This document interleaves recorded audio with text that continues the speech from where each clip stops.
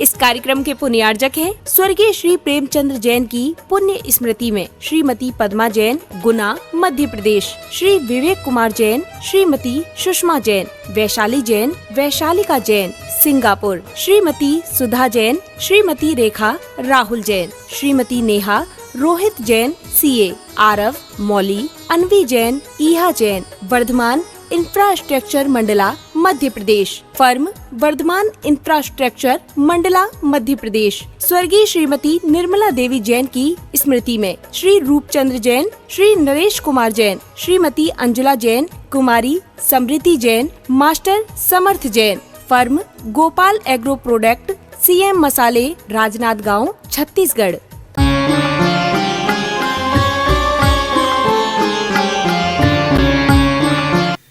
ऐसा पद्म पुराण में लिखा है कि जब मिथ्या दृष्टियों की बहुलता होती है तब तीर्थंकर जन्म लेते हैं। तो इसी प्रकार से संसार के कल्याण के निमित्त जन्म के प्रति कृतज्ञता और भक्ति प्रदर्शित करते हुए जन्म कल्याणक महोत्सव मनाया जाता है। वर्तमान में जीव का जो जन्म होता है मिथ्यात्व के साथ होता है, इसलिए मनाते नहीं हैं, लेकिन फिर भी ग्रंथों में उल्लेख आता है कि इस दिन सामान्य ग्रस्त जितने वर्ष का हो गया उतने कलशों से अभिषेक करे, उतने दीपक से आरती करे, उतने श्रीफल गुरु और प्रभु को चढ़ाएं और उतने शास्त्र दान करें और भी गौशाला में जा कर के अपन गौग्रास आदि का दान कर सकते हैं और भी उतने तीर्थों की वंदना कर सकते हैं। ऐसे कार्य करने में कोई बाधा नहीं है। तो इसी प्रकार से हमारे आचार्य भगवान का लोग महोत्सव, जन्म महोत्सव मनाते हैं। तो अच्छे कार्य करने में हम प्रतिदिन तो आचार्य भगवान की पूजन करते ही हैं, उस दिन और विशेष भक्ति भाव से करते हैं, तो इसमें कोई बाधा नहीं है। बाकी लौकिक कार्य करते हैं जो केक काटना, ये हिंसा आदि का प्रतीक होता है। मोमबत्ती बुझाना, ये पश्चिमी सभ्यता है जो काटने का संदेश देती है और दीपक बुझाने का संदेश देती है। तो इस प्रकार से इंद्र की आज्ञा से नियुक्त देवांगनाओं द्वारा परिचर्चा में माता की गर्भकालीन अवधि प्रसन्नता और विवेकपूर्ण हास परिहास में सहज व्यतीत हो जाती है। गर्भावधि पूर्ण होने पर शुभ व सुमंगल नक्षत्रों के अत्यंत शुभ संयोगों से युक्त श्रेष्ठ सुखदायक मुहूर्त में तीर्थंकर कुमार का जन्म होता है। यह जन्म कहते हैं ना कि एक क्षण को जब जन्म होता है ना भगवान का, तो नरकों में भी शांति हो जाती है। और यह जन्म किसी साधारण पुरुष का नहीं है, जन्म है अतिशय पुण्यशाली तीर्थंकर प्रकृति की सत्ता वाले तीर्थ प्रवर्तक का। तीर्थंकर शिशु का जन्म होते ही आकाश और दिशाएं निर्मल हो जाती हैं, तीनों लोकों में आनंद छा जाता है और मंद मंद पवन वायु सुख शांति के उस वातावरण को और भी आनंद सुरभि से भर देता है। कल्पवासी देवों के यहाँ घंटे बजने लगते हैं, ज्योतिषी देवों के भवनों में सिंहनाद होने लगता है, भवनवासी देवों के भवनों में शंख ध्वनि होने लगती है एवं व्यंतर देवों के निवास स्थानों पर भेरियाँ नगाड़े बज उठते हैं। सभी इंद्रों के आसन कंपायमान हो जाते हैं। इन विविध लक्षणों के प्रकट होने पर सोदरमिंद अवधि ज्ञान से जान लेता है कि मध्यलोक में तीर्थंकर प्रभु का जन्म हो गया है। उस दिन कई लोग जब पंचकल्याणक आदि होते हैं तो गौशाला आदि के लिए और भी मंदिर के लिए कई वस्तुएं दान करते हैं। इस निमित्त से खुशियाँ मनाई जाती हैं और उसके साथ साथ खुशी में व्यक्ति सब कुछ कर लेता है। इसलिए वो परंपरा रहती है ना कि कोई का बर्थडे होता है, जन्मदिन होता है, तो कई लोग मंदिर में कोई विशेष वस्तु दान करते हैं। जिस प्रकार से उद्यापन करते हैं, किसी की शादी आदि होती है ना, शादी वगैरह, या कोई और भी कोई क्या बोलते हैं, मैरिज एनिवर्सरी, उसको क्या बोलते हैं, मैरिज एनिवर्सरी को विवाह की वर्षगांठ, उस पर भी लोग कई वस्तुएं दान करते हैं। ये परंपरा चली आ रही है। इस निमित्त से व्यक्ति मंदिर के लिए कुछ ना कुछ दान करता रहता है। तो इस प्रकार से इन अवधि सौधर्मेंद्र अवधि ज्ञान से जान लेता कि मध्यलोक में तीर्थंकर प्रभु का जन्म हो गया। विनय भक्ति पूर्वक वह अपने आसन से उतरकर 7 कदम आगे जाकर जिनेंद्र भगवान की जय हो। जिस प्रकार से कोई मुनिराज आदि आते हैं, कोई साधु आते हैं, अगवानी करने जाते हैं लोग, क्योंकि हमारे नगर में आगमन हो रहा है। इससे क्या होता है, और लोग देखते हैं, ये प्रभावना का अंग है। जिस प्रकार से अपन विमान निकालते, श्री जी क्यों निकालते हैं, इससे जो वृद्ध लोग हैं, जो असहाय हैं, बीमार हैं, उनको तो दर्शन होते हैं, जैनेतर लोग भी दर्शन करते हैं। हमने देखा जब गजरथ परिक्रमा होती थी बुंदेलखंड में, आचार्य श्री के साथ रहे और अलग से भी करवाए, तो इतने लोग आते हैं जैन लोग, ना तो वो कुछ लेते हैं अपन से, ना कुछ खाते हैं, ना पीते हैं, और भीड़ में शामिल होके वो भी आनंद लेते हैं, दर्शन करने आते हैं। और जो मेले होते हैं उनमें तो पाप का बंध होना, लेकिन जो गजरथ का मेला होता है ना, उसको मेला ही बोलते हैं, गजरथ मेला, तो उसमें आकर वह पुण्य कमाते हैं। क्या पता कब किसको सम्यक दर्शन की प्राप्ति हो जाए। ये निमित्त हैं ऐसे जिन बिंब, इसलिए प्रतिमाएं रख करके गजरथ पर और 7 परिक्रमा लगाई जाती हैं। उसके निमित्त से सम्यक दर्शन, और जिसको सम्यक दर्शन नहीं है उसको सम्यक दर्शन की प्राप्ति हो जाती है। तो इस प्रकार से यह कहती हुई तीर्थंकर कुमार को हाथ जोड़कर नमन करता है। तदनंतर सौधर्मेंद्र का आदेश पाते ही अच्युत स्वर्ग तक के समस्त इंद्र देवताओं से चलने को एकत्र हो जाते हैं। कुबेर जन्म नगरी की शोभा करता है सौधर्मेंद्र।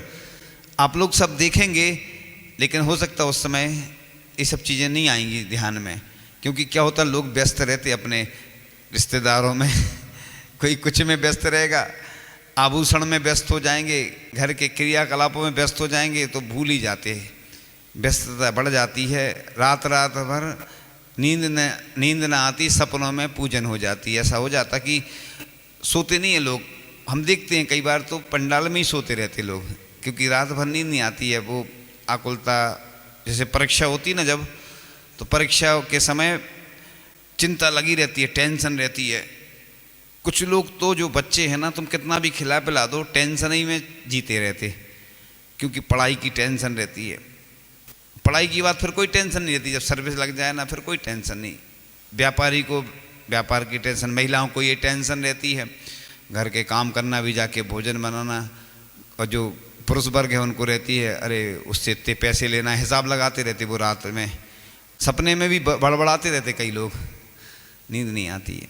तो ये विकल्प बने रहते हैं। इसी प्रकार से सौधर्मेंद्र सभी इंद्र इंद्राणियों के साथ राजमहल में प्रवेश करता है। वहाँ वह बालक जिनेंद्र के लाने के लिए अपनी इंद्राणी को आज्ञा देता है। इंद्राणी आज्ञा पाते ही माता के प्रसूति गृह में प्रवेश करती है। माता और पुत्र की प्रदक्षिणा देकर और देवकृत माया से माता को सुख निद्रा में सुलाकर वह बाल प्रभु के अनुपम सुंदर रूप को अपलक निहारने लगती है। हाथ जोड़कर सिर झुकाकर उनकी स्तुति करती है। मायामयी पुत्र को माता के पास रखकर तीर्थंकर कुमार को अपने कोमल हाथों में उठा लेती। वो प्रसंग याद आ रहा है, पंचकला में देखा जाता ना, वो सौधर्मेंद्र मांगता है तो वो नहीं देती है, मैं नहीं दूंगी। तो अभी अभी हुए थे ना पंचकर्णक संपन्न। वैसे तो बहुत सारे पंचकर्णक हो चुके, 25 से अधिक, लेकिन अभी अभी देखा था और भी पहले देखे, वो प्रसंग आता है ना कि वो सौधर्मेंद्र मांगता है, वो नहीं देती है। प्रसूति गृह से निकलकर इंद्राणी उस शिशु को अतृप्त भाव से अपने स्वामी इंद्र के कर कमलों में सौंप देती है। सौधर्मेंद्र भगवान के उस अलौकिक रूप सौंदर्य को जो देखता है सो देखता ही रह जाता है। देखो कितना सुंदर रूप होगा, जिसकी प्रतिमा इतनी सुंदर, वह कितना सुंदर होगा, क्या रूप होता होगा। अपना तो पुण्य ही नहीं है कि अपन भगवान को साक्षात देख पाए, तो अपन प्रतिमा को देखते हैं कैसी। देखो ये आपको कुछ नहीं आता हो, एक काम जरूर करना कि हमेशा बस भगवान की पूजन जब करो तो ठीक है। ऐसे ही पद्य रूप में भी अपन गद्य रूप में भी स्तुति कर सकते हैं। हे भगवान आप कितने सुंदर हो। पंच परमेश जी की जब भी आप स्तुति करोगे आपका खाते में पुण्य बढ़ता जाएगा। लोग कहते हैं हम गरीब हैं, हमारे पास ये नहीं है, ये कहने से कुछ नहीं होने वाला आपको। और आप भगवान की स्तुति करो कि देखो कितने सुंदर रूप वाले भगवान रहते हैं। हे भगवान आपके दर्शन हो। जब भी भगवान के पास जाओ दूसरों की निंदा अगर आलोचना नहीं करो, कितनी अपनी निंदा अगर आलोचना करो। हे भगवान मैं पापी हूँ, मैंने भूत में और वर्तमान में कैसे पाप की है भगवान, बस आपके चरण को स्पर्श करने का मुझे सौभाग्य प्राप्त हो। हे भगवान बस गर हो जन्म दोबारा, मानव जन्म मिले फिर से यही हो प्रभुवर, फिर से यही हो गुरुवर, इनकी शरण मिले। बस मैं गरीब बना रहा हूँ भगवान, लेकिन बस आपका सानिध्य मुझे प्राप्त होता रहे, आपको स्पर्श करने का सौभाग्य मुझे प्राप्त हो और मेरी आंखें धन्य हो जाएंगी जब मैं आपको निहारूंगा। हे भगवान इन आँखों से हमेशा बस आपका ही दर्शन हो, इन कानों में हमेशा जिनवाणी का अमृत पान रसास्वादन मैं करता रहूं, इन आँखों के द्वारा मैं आपको देखा करूं, इन कानों के द्वारा आपकी जिनवाणी सुना करूं, इन हाथों के द्वारा मैं आपकी पूजन करूं, आपका अभिषेक करूं, शांति धारा करूं, जाप अनुष्ठान करूं और माला फेरा करूं और पैरों से तीर्थों की वंदना करूं। देव शास्त्र गुरु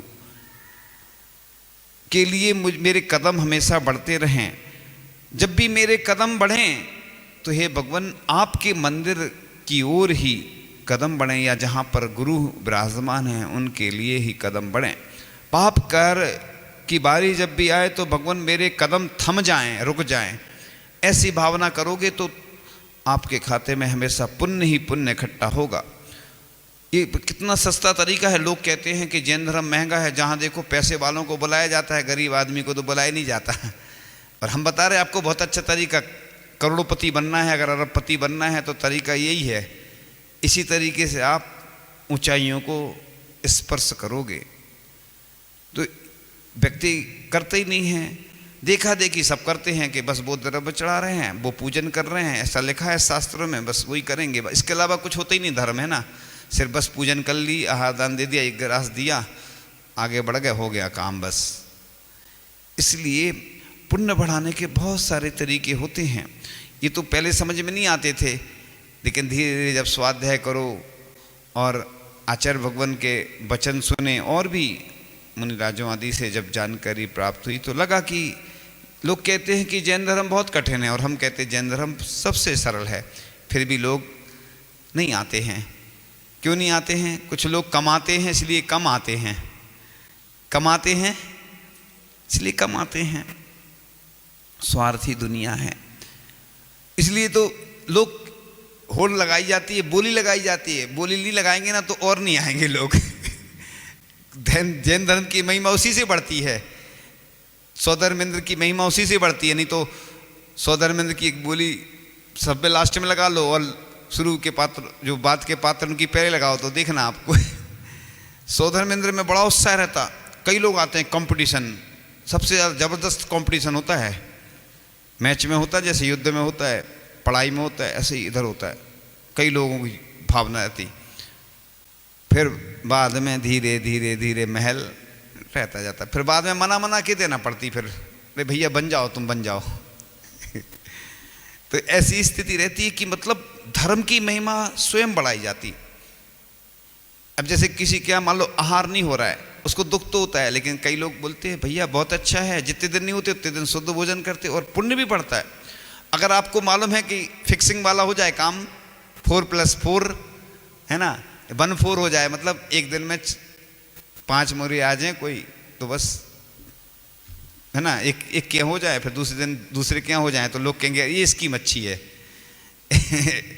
और जिसके यहाँ जितने दिन में होते हैं ना उतना उसका पुण्य बढ़ता है, विशुद्धि बढ़ती है। जैन धर्म यही कहता है कि तुम्हें कोई वस्तु सहज रूप से मिल जाएगी, कोई कीमत नहीं है। देखो किसी को बाप की बपोती मिल जाती ना संपत्ति, तो उसको कीमत नहीं रहती, क्योंकि वो अल्लाह पल्ला खर्च करता है ऐसे ही, क्योंकि उसने कमाया तो है नहीं, बाप की छूटी हुई संपत्ति मिल गई।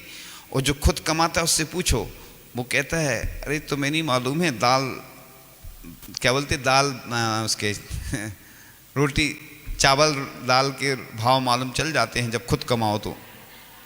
हाँ, आटे दाल के भाव मालूम चल जाते खुद कमाओ तो।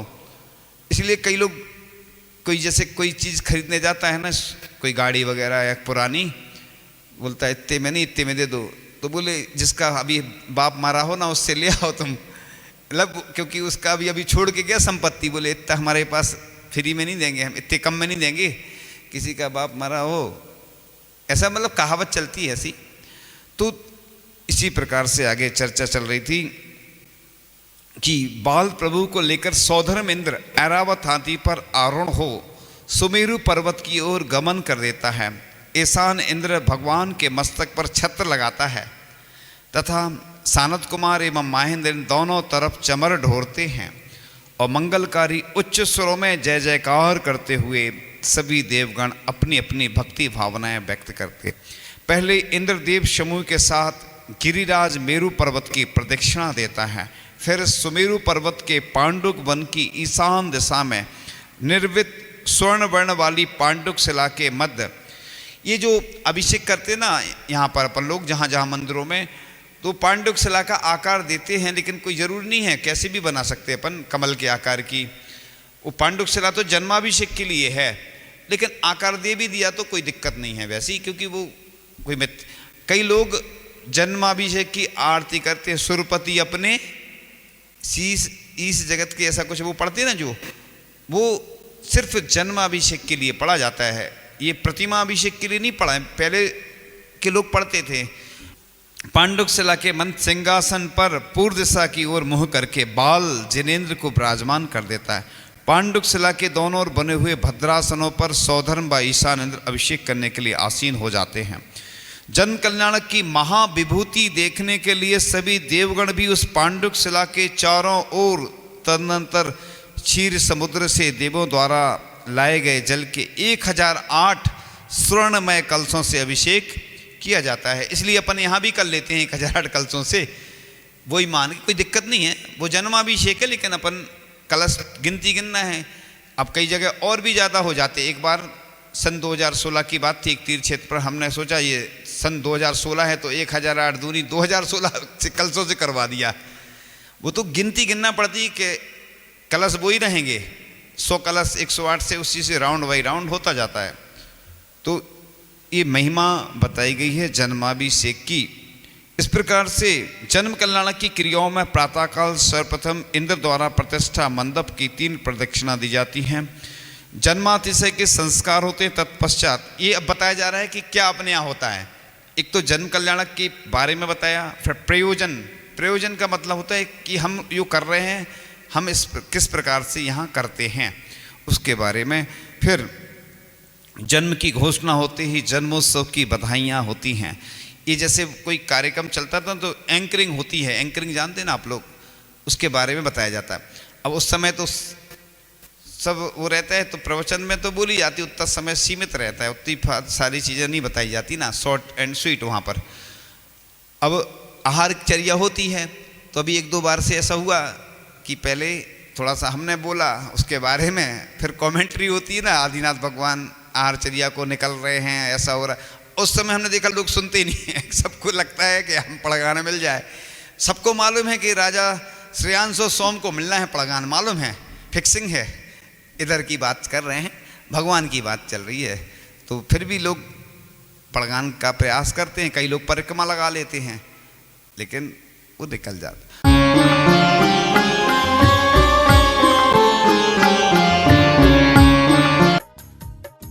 इस कार्यक्रम के पुण्यार्जक थे स्वर्गीय श्री प्रेमचंद्र जैन की पुण्य स्मृति में श्रीमती पद्मा जैन, गुना, मध्य प्रदेश, श्री विवेक कुमार जैन, श्रीमती सुषमा जैन, वैशाली जैन, वैशालिका जैन, सिंगापुर, श्रीमती सुधा जैन, श्रीमती रेखा, राहुल जैन, श्रीमती नेहा, रोहित जैन, सीए, आरव, मौली, अनवी जैन, ईहा Jain, Varthaman infrastructure Mandla, Madhya Pradesh, firm Varthaman infrastructure Mandla, Madhya Pradesh. स्वर्गीय श्रीमती निर्मला देवी जैन की स्मृति में श्री रूपचंद्र जैन, श्री नरेश कुमार जैन, श्रीमती अंजुला जैन, कुमारी समृद्धि Jain, master Samarth Jain, firm Gopal agro product, CM मसाले, राजनांदगांव, छत्तीसगढ़।